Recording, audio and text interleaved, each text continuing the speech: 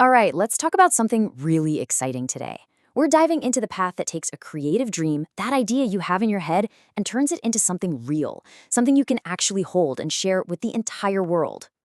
I mean, just picture this for a second. Holding your very own book in your hands. You can feel the cover, you can smell the new pages, and yep, that's your name right on the front.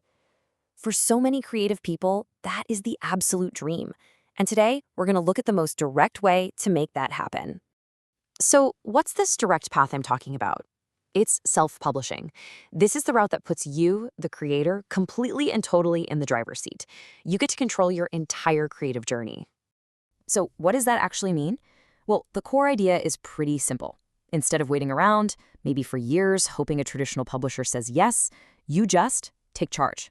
You fund it, you produce it, and you own it. You have total creative control from the very beginning to the very end. And look, when we say self-publishing, we are not just talking about books. The world of self-publishing is huge. Think ebooks and print books, yeah, but also magazines, music albums, video content, even board games. And what about internet literature? You know, stories that people publish right on their blogs or websites. It's a massive creative playground. Okay, so when you hear self-publishing, you probably think of something really modern, right? Something born out of the internet age. But here's the surprising part. It has a long and pretty amazing history. I mean, this idea goes way back. We're talking about the 18th century. You had pioneers like John Locke and, get this, even Martin Luther.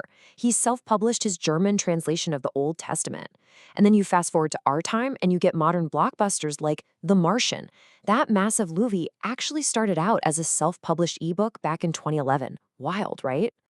Yeah, so this is definitely not some little niche hobby. Self-publishing has blown up from those historical roots into a global market that's valued at over $1 billion. $1 billion. That's a massive industry. So what's the rocket fuel behind all this growth? It's technology, of course. Digital platforms have totally leveled the playing field, making it possible for creators just about anywhere to get their work out there. And we're seeing this trend pop up all over the globe, with huge growth in regions like the Arab world. But, and there's always a but, isn't there? This easy access, this low barrier to entry, it comes with a really big challenge. It's created this perception problem, a hurdle that every single self-published author has to deal with. Let's just be real for a minute. For a long time, there's been a bit of a stigma around self-publishing. You know, that unspoken thought that if your work was actually good enough, a real publisher would have picked it up. It kind of had the reputation of being the place for rejects. It's a tough question, but you have to ask it. Is there any truth to that feeling?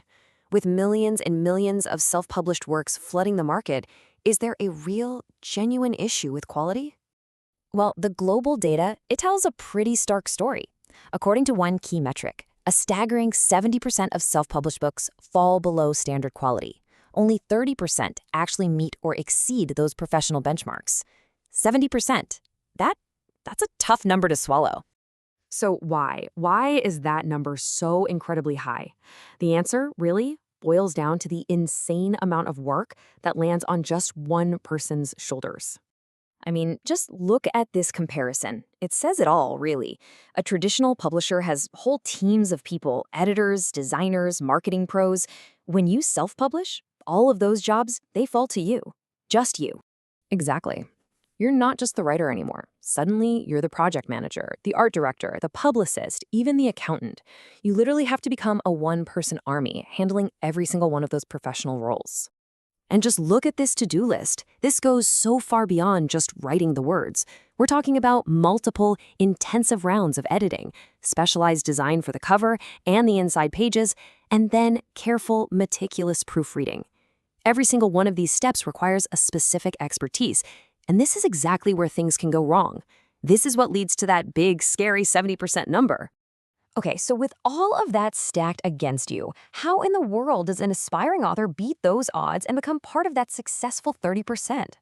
Because here's the thing. Even if you do everything right, even if you create a flawless, professionally produced book, the biggest mountain is still ahead of you, and that's marketing and distribution. Without a smart way to promote your work and get it into readers' hands, even the best book can just disappear. And really, that's the ultimate question, isn't it?